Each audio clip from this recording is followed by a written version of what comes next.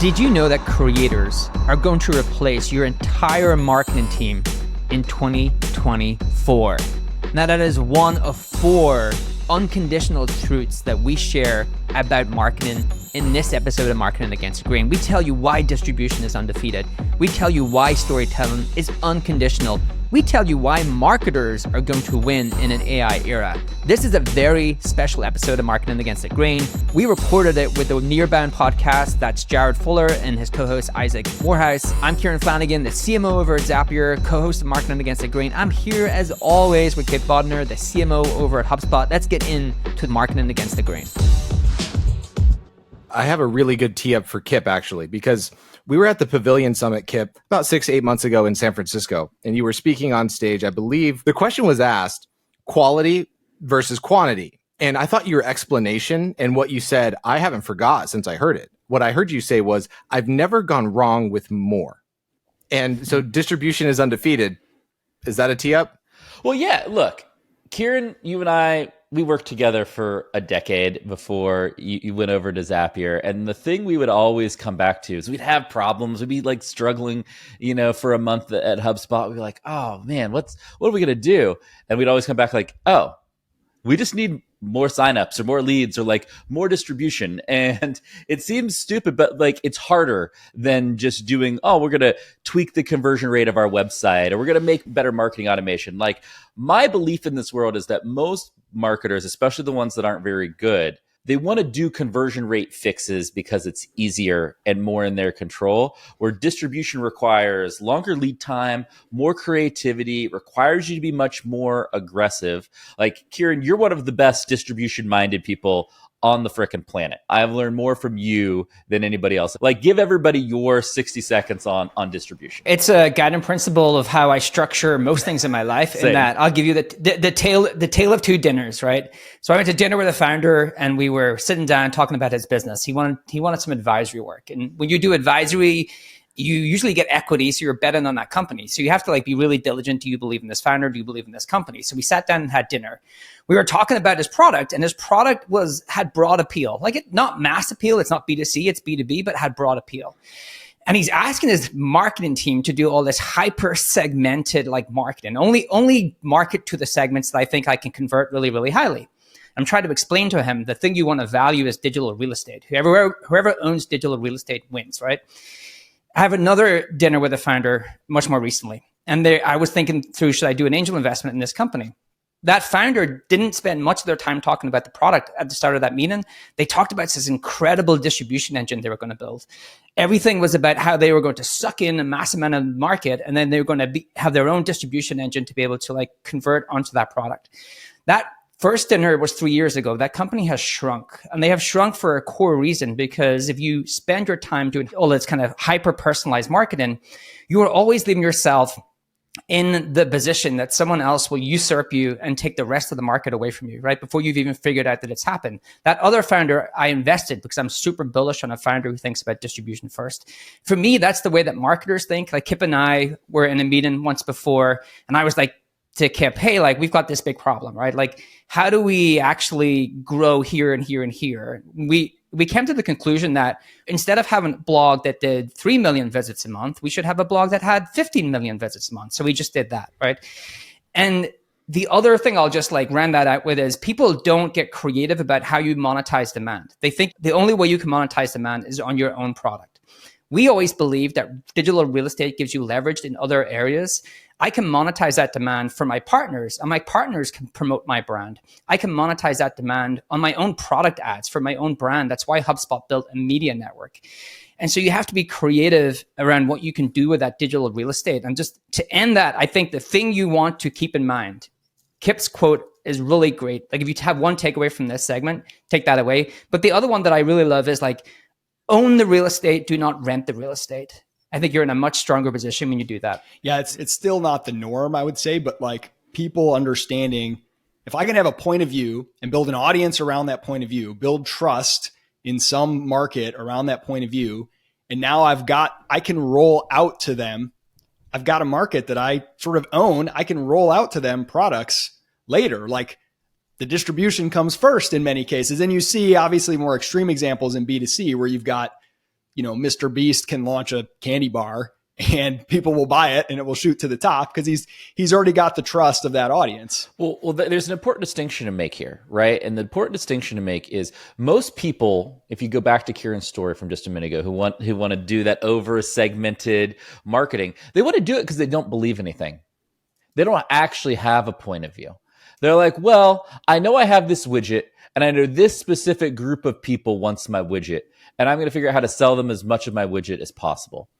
That's some really shitty marketing. The best people are like, oh, I believe this thing in the world to be true. I think I can get millions of people to believe this thing to be true with me. And if they believe this to be true with me, they'll buy whatever I sell. And there's a huge difference between those two scenarios. When you're doing I don't believe anything, so I'll send the targeted email and do the targeted event and do this targeted thing, someone else does have the belief. And by the time you've woke up, most of your market is over here and you're left with a couple of people that you've been focusing on over here. And that's when things become really problematic for you. And that, it's interesting when you rally people around a belief, this is where, kind of the nearbound concept can come into play, that buyers are influenced. What does Jay McBain say? There's 28 points, 28 moments along the buyer's journey, and they're influenced by many, many different people along that process. And so being able to surround them with multiple voices, because if you build a movement that's bigger than just like your company trying to go to one potential customer and convince them to try a product, but if you have a movement around a set of ideas, we talk a lot about category design, et cetera.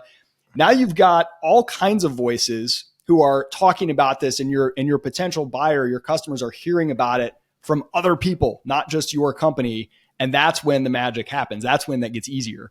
Well, if you kind of go with what you guys are talking about with Nearbound, which is right, how do you do that? How do you line up partners, customers, the people in your community to really help you go to market? I think there are two things I would have everybody take away. The first is, when Kieran and I, when we did distribution for a long time at HubSpot, one of the core line items on any distribution chart or report was co-marketing. Like, how do we partner with adjacent companies to get new avenues of distribution? And most teams just don't prioritize that and don't figure out how to nail that. And it's a huge opportunity. And I'll tell you the cheat sheet right now. If you talk to somebody who's another company who's adjacent, and you talk to somebody there who is actually good at marketing and will follow through and do the work, it will be successful. That's like literally the only variables.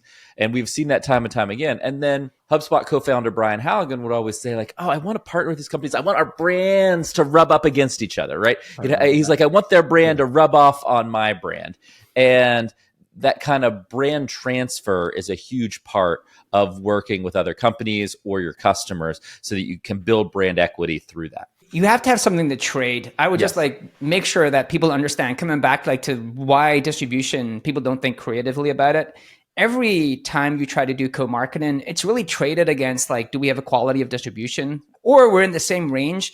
Like if we were trading baseball cards, not that I would ever do that because baseball is one of the worst shots fired that has ever been created in the history of mankind. And we all know this, even if you secretly pretend you like. Says the guy who watches soccer. If we were trading baseball cards, right, we would not trade them unless there was equivalent value of those things, right? And so the reason that it makes sense to kind of build that real estate, again, is if you think creatively about it, you can trade that off in other ways. And co-marketing is one of the best ways that we did it at HubSpot. I mean, I was in the seat, so I was telling Isaac, I'm like, go Google this, and just to make sure it's still the case, is the phrase, does that make sense? And if you go Google it, the phrase, what will pop up is an article that I wrote on the HubSpot blog about why does that make sense is the worst question you can ask in sales. Now, why is that particularly relevant? It's because at the time, HubSpot CRM, right, inbound sales, y'all were trying to define a voice, right? It was like, hey, let's get a sales voice, which means, if people are using CRM, what's happening on sales calls and how, inbound sales sort of works is, at the time was what, the movement was trying to go towards, that was valuable to, add into that.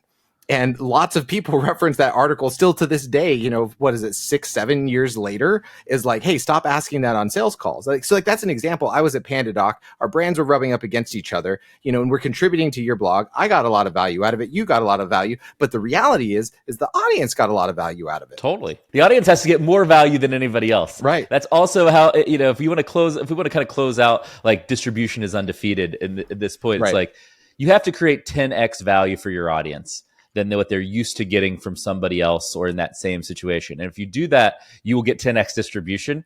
And I can promise you, I've never seen a company that has huge distribution and a decent business model, like a profitable business model that will ever not be successful, right? Yeah. Oh, but gentlemen, I have an example I want to use to kick off point number 2. Point number 2 we want to go to is that storytelling is unconditional. You have to do storytelling. Storytelling is just a universal truth of marketing. I was recently listening to David Sindara on the Founders Podcast. You got anybody else here listen to the Founders Pod?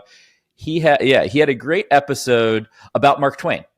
And Mark Twain's like a really obviously famous American writer, but he's also a great marketer. And one of the things that he shared in that article was like Mark Twain's journey out west. And Mark Twain befriended, the founder of the Pony Express. And he mentioned what I thought was one of the best ad copies I'd ever seen. It's the original Pony Express ad copy. And so the Pony Express was to disrupt how messages were going to get across, right? And it was going to be dangerous. And you're going to basically ride a horse every 7 miles, switch a horse to a fresh horse, and keep going to travel across the country. And so this is the ad. Wanted, young, skinny, wiry fellows, not over 18, must be expert writers, willing to risk death daily. Orphans preferred. Wages $25 per week. That is storytelling. They take this unrealistic, dangerous proposition of the Pony Express and they make it feel like an adventure. They make it feel like, oh, I want to go in search of adventure. I want to be a part of this.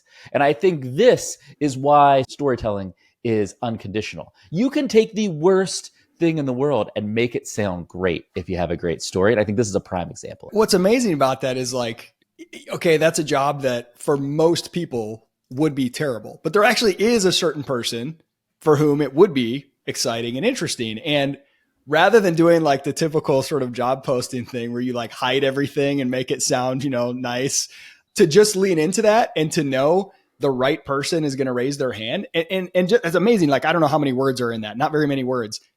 I don't know about you guys, but I immediately could visualize. Yes.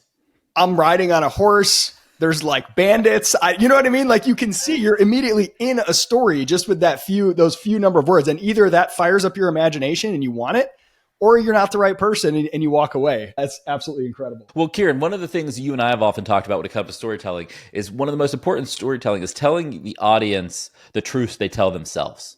Right? Like we all have our own narratives about a story and we kind of think, well, we know the real deal about what's going on here. And if you like tell the audience that you're in on it with them, you instantly have their credibility. And so he wasn't trying to hide the bug of the Pony Express. He wasn't trying to hide it. He featured it. He was leaning in. Leaning in. That's finding your tribe, right? Like one of the things you and I have talked about is over the years, brands have all met in the middle because everyone is scared to say anything, right? And actually the most successful brands are polarizing for a reason. And they lean into the things that someone actually is saying in their own mind about that thing and everyone else actually disagrees with. And it's better to have, I think, some sort of visceral reaction, good and bad, than have no reaction at all. And I do think one of my favorite things is actually to go look at old ads like back in the 20s before TV. The ads have become less creative the more data because you tune them to the data, right? And so like now we're just in a tweak the knobs, put out of creative, and the platform will do everything for us, right? So like back in the days when it was just magazines and papers, you had to be much more creative because you had much less data to personalize, and you had to be incredibly good at copy. There's such good ads, but some of them are just like so on the margin. Like there's a Gillette razor ad and they have like the ad copy is incredible and it's like so soft a baby could shave. And there's this like, baby holding the razor with a happy face, like shaving his face. And you're just like, just this incredible mix of like stuff you could not do today, but just the copywriting. Like if you ever want to look at good copywriting, go back to pre-TV days and like just look at the copy because it has, as that ad shows, it has everything in a very short amount of words and appeals to a certain segment of users and says exactly what they think about them. There's one that I'll pull up really quickly that I think what you just showed, Kipp, was incredible about the Express and then aligning to the audience. And I've always thought that this, to your point, Kieran, about just old ads, and I'm obsessed with the Ogilvy and stuff, is the Avis ad.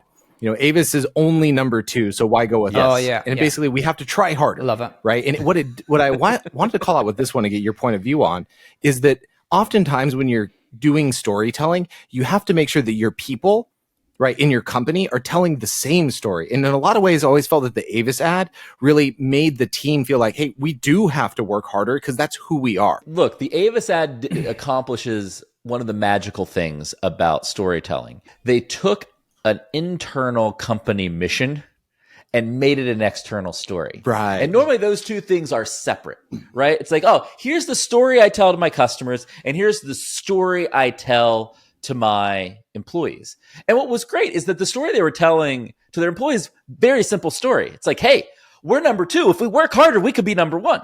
And instead of like coming up with some bullshit customer story, they're just like, hey, you know what? Our customers should know that we're trying to work way harder than anybody else out there to make the best rental car experience. And so we should just tell them that. And that is the magic of storytelling, is a great story works for all the audiences, not just one. Like, we've gotten over obsessed with personalization. We've gotten over obsessed with customizing our messages across all these different personas. The best stories are at a level of abstraction that everybody can get them and resonate with them. I worked at a nonprofit years ago, and I asked the president one time, what's your elevator pitch? How do you describe what we do? And she said, it depends who I'm talking to. And I remember thinking, man, I never want to have that answer. And if you're a leader in a company and you are presenting a story, you've got to be able to give a story internally first that everybody understands and can rally around and is clear.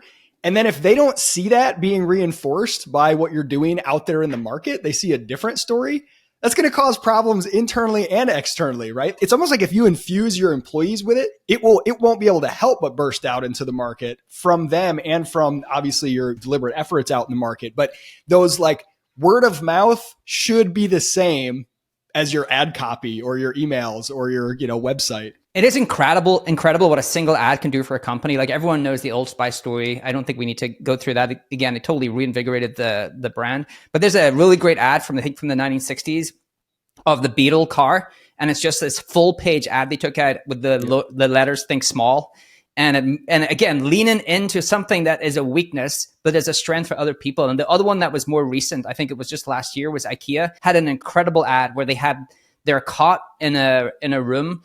And they panned out, and there was no baby in the cot. And then they panned out in the bed, and the baby was lying on the mother's shoulder. And the ad was happy to be second place. It's the brilliance of being able to say nothing at all, but say everything all at once. And being direct with the storytelling, Kieran, right? For example, on this, no great decision has ever been made by a huge committee of people, right? Like, the Nobel Prize doesn't go to 10 people. It goes to one person, right? Like, one person or 1 to 3 people normally makes a great decision, because once you have more than that, you come to this uninspired compromise, this watered down story that doesn't mean anything to anybody. That same thing is true when you're telling a story out there. If you're trying to tell a story that's for everybody, it's for nobody. And all of these examples that we're giving today have one thing in common. They are discreetly for somebody and not for other people. And you have to be just as clear as who, and not trying to tell a story to, than the audience you are trying to reach. And most marketers are like, oh, I just want to reach everybody. And so I'm going to tell this really kind of broad, boring story, and it becomes too watered down. Your company is telling a story whether you intend to or not. And so if you haven't thought about it, it's probably a crappy one. Like, it's unavoidable. It's a story. Let's get on to AI. We got 2 more topics here. This is where I think I am probably behind everyone else on this. The Luddite over here. So I'm like, if nothing else, I saw this come on the agenda. I'm like, please, guys, make the case so that way Isaac pulls his head out of the sand. So AI is a boom for marketers, which is actually the polar opposite of what you hear from most people. I actually think this is a great time to be a marketer. And we've done the creativity. Now we're going to do the machinery, right? And so I want to start with something that seems unrelated to where I'm going to go, but is really, really important. So like months ago, Kipp and I on the show did this. We covered this like small GitHub repository that was called AutoGPT. And AutoGPT was this way that you could string together different GPTs, and they would actually pass work to each other without any human in the loop and complete a task, right? And so they were able to complete tasks, take your command, iterate, improve upon it, and then actually give you an outcome without you ever having to guide that. All right, so AutoGPT was like this incredible little GitHub repository. People that were geeks like me and Kipp were like, geez, well, I remember we had the show, and I actually left it running by mistake, and I started doing all this stuff on my laptop, passing each agent more work and doing more work. Now we paired that with something called multimodal. Multimodal has come out very, very recently, which means that now these agents and these AI chatbots can take an image from you and you can give it a command through imagery. You can give it a command through voice. You can give it a command through video, and it can produce those things for you. I can go text from video. I can go text to image. Pretty incredible. Now, if you pair those two things together, the large language models are getting better. They're getting cheaper, and they're becoming more accurate. And so this recursive agent passing work to other agent is becoming much better. But now those agents can actually do design. And then it's actually redesign and redesign and redesign until it gets to a finished website, right? And so you can actually have these things create entire websites for you. Okay, so we've got to the point where you can have these agents recursively do things, and now they can do things in text, video, and imagery. So if you think about the place that we're heading, if I'm a marketer, my job is to do branding. My job is to acquire people into a funnel. And traditionally, that's been like a B2B SaaS funnel where you generate a lead, pass to sales. I think more and more it's going to become a product-led AI funnel where someone comes into a product. The product itself helps you to activate, upgrade, and keeps you there. And so all of the part in the middle traditionally has been done by product and sales. Sales do the outreach campaigns. Product do all of the in-app notifications. All of these different things are done by other teams. But these self-recurrent agents can do that themselves, right? You can have one that's a sales copywriter. Think about this. You have an AI agent that's able to send that first version of an email to a small segment.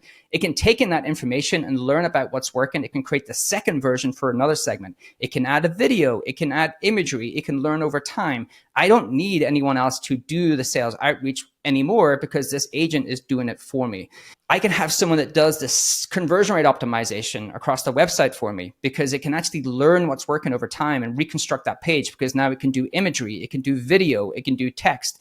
I can have someone do the sales assist portion in your product. So you pop up live chat to be able to help people to use your product, to buy your product, to be more successful with your product. Over time, these agents can learn what's working and they can just do all of that chat themselves. And so the reason I think this is a boom for the marketer is because the marketer usually stops here and they pass over to other teams who do the outreach, who do all of the engagement, who do all of the conversion to like someone buying the product.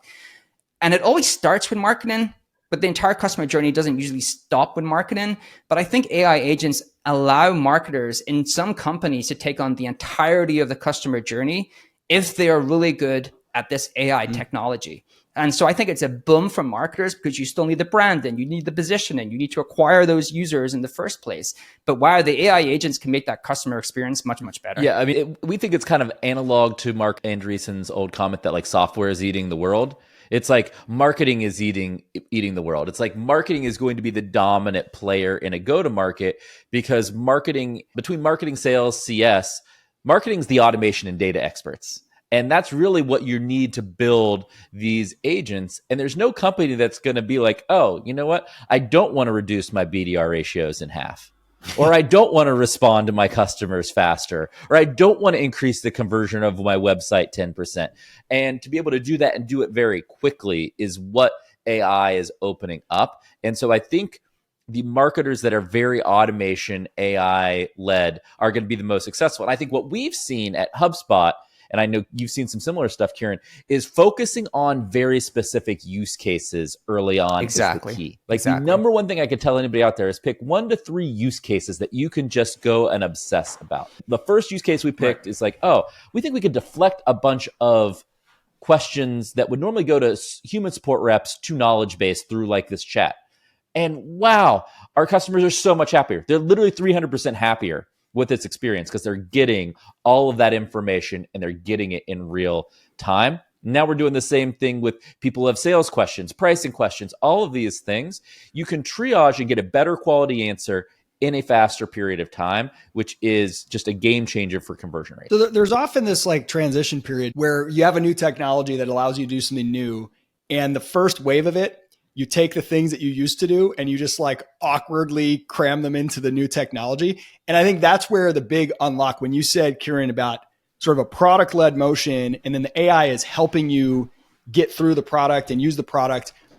The things that I've seen that are crappy, that I think kind of like erode trust, is using AI to pretend to be a human, for example. Like, oh, let's spin up a bunch of it's the right, exactly bots, like all the first versions of the chatbots, and you're like, this is a far worse experience than I had. But I would rather just be on the call waiting for several hours like I used to be than talking with this like really bad. And that's where it's like it just frustrates. Okay, we used to have people send these emails or do these calls. We'll just have a AI sound like a human and do it and like pretend, versus something that's baked into the product that's like, here's our AI tool that helps you navigate whatever, like thinking about the possibilities of just asking something. Yeah, we have that in Zapier. Just so you know, like we actually have used it in Zapier. We've used it in a couple of ways. So we've used it to actually create these kind of contextual emails based upon your tech stack. So we're able to like figure out what tech stack you have and then build a very contextual map into all the things you can automate specific to your role, specific to your tech stack, specific to like who you are. So it feels like someone sat down with you and wrote a one-to-one guide with you, right? So that's a step function change of where we used to be. The way I would think about this is look at all the problems you had before in your customer journey, and then look at AI and say, is AI a step function of where we used to be? We have one team building this thing called an AI concierge. We talked about it on the show many times about this, the notion that every product in the future has an AI concierge, which means that AI assistant is with you for the entire lifetime of you in this product. So you come in, it helps you to get set up in the product, it helps you to activate, it helps you to find the value of the product, it helps you to expand your usage of your product. And that's something we're building in Zapier. I do agree that I think many of the first use cases that people use AI for is doing something they used to do and making it worse. When they're like, oh, well, but I've used AI. Yeah, but it's worse, right? And so it has to be a step function improvement for it to be worth it. Yeah, like I've seen actually very recently, I have had LinkedIn posts where I have had a comment that was really, really long. And it was basically just rephrasing my original post. And it was so suspicious. I'm like, somebody has just set up some AI bot to go out there. And that's so off-putting. So, well, I think what HubSpot just did, because I just wrote a post on this about ChatSpot and then the Academy and that integration. And I think this tells the most beautiful near-bound story and AI and storytelling that puts it all together. If I'm a customer, we often forget that like software is access, not outcomes. It's like, let's say my lead conversion rate's dropping and I'm a VP of sales and I don't know what to do about that. Your software can't fix that for me, but I can ask the question that gets an expert from the academy that is like, hey, here's 3 places you should investigate. But here's the problem. What people don't realize, here's the unlock. Your customer support reps in your product can't answer that question because they've never been a VP of sales. That's what's crazy. So you're using the knowledge base, right? And the storytelling through HubSpot's Academy that's done well. And then the one layer down, the content, and able to surface some insights in the product. Like to me, that AI use case was like, that brings together everything.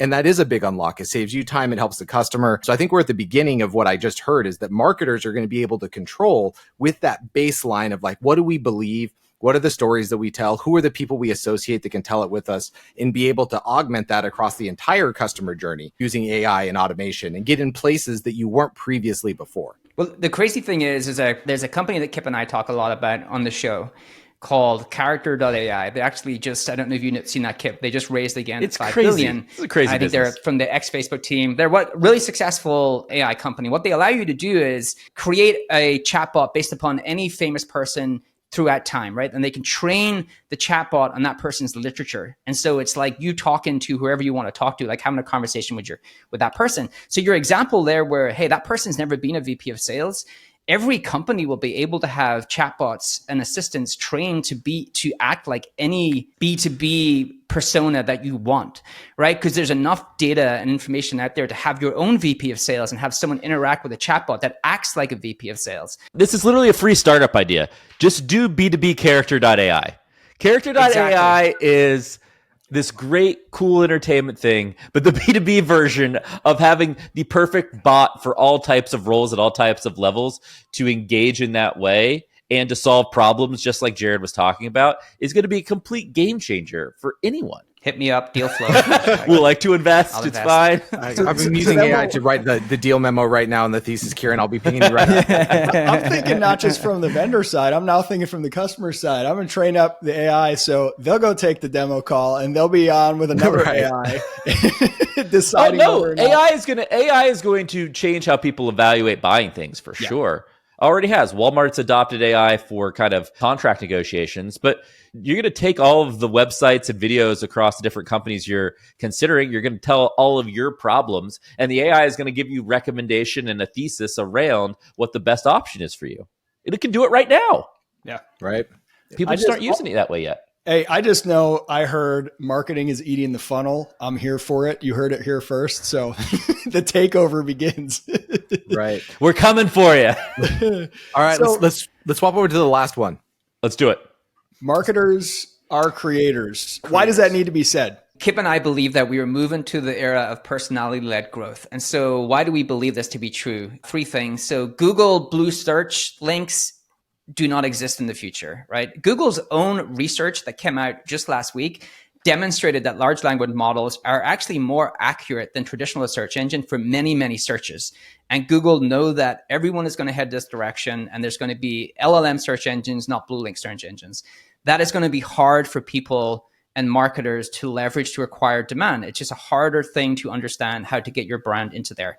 Paid marketing has become much more saturated. We know that's because there's many startups, they spend their money on Google and Facebook, and it's just become a game of like, how much budget do you have? Tweak the dials, and everyone else, everything looks the same other than budget. The third one that's really interesting, right? Think about all of the places where people are growing audiences. Do they favor brands or creators? I think we would probably agree they favor creators, not brands. Why do they favor creators? Because they're much more akin to someone grows on there because personality is the primary asset. Brands don't have personalities. We talked about that during storytelling. Brands have gotten away from standing from anything for having points of view to having personalities.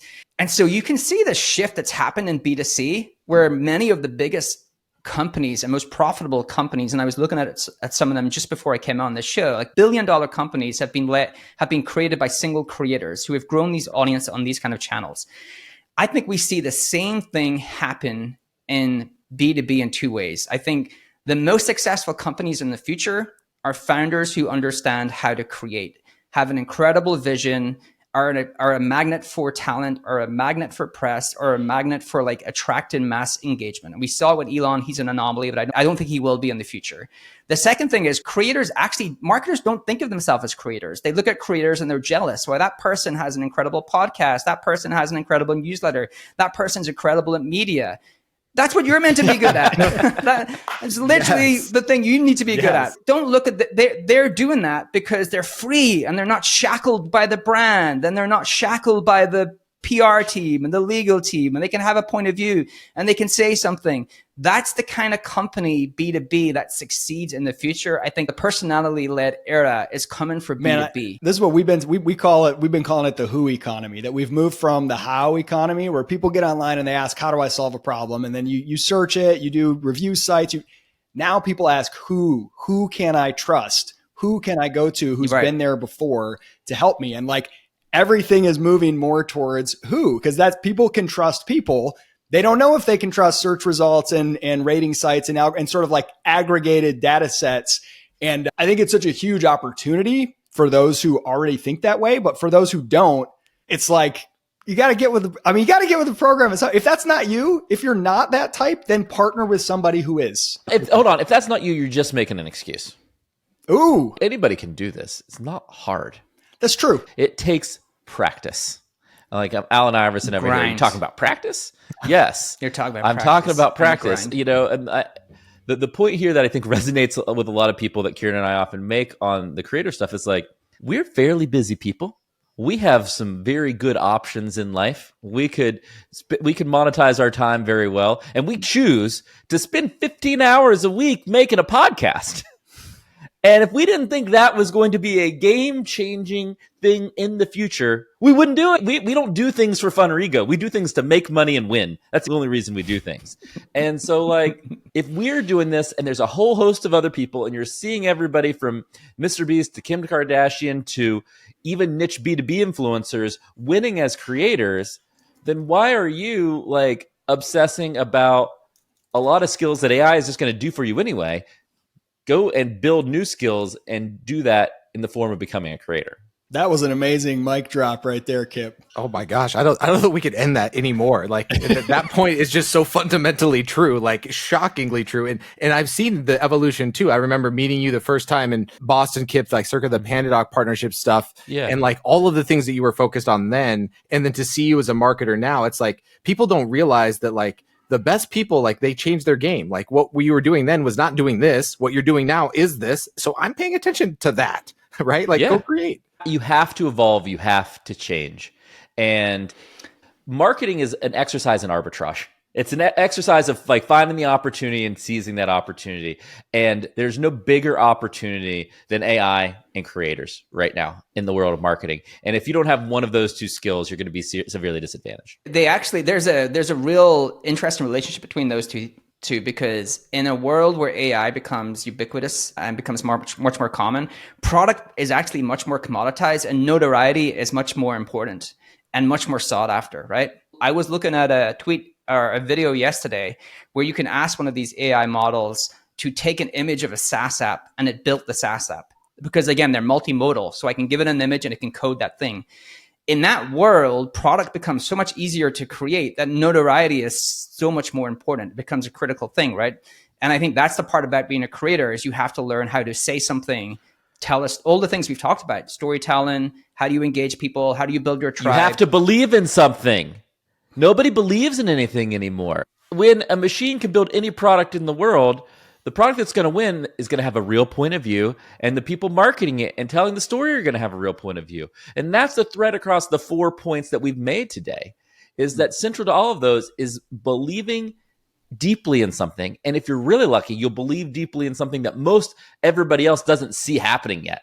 Right. And you get to be early and you get to take this asymmetric gain on it because nobody else has seen it. And the whole flood of competition isn't into the market. And Kieran, that's what you and I talk about all of the time. Yeah. It's like, have a real point of view and have commitment. I wake up every day and say like, hey, this is what I believe to be true in the world. Is it still true? If it is, I'm going to keep doing what I'm doing. And if it's not, then it's time to change what I'm doing and do something else.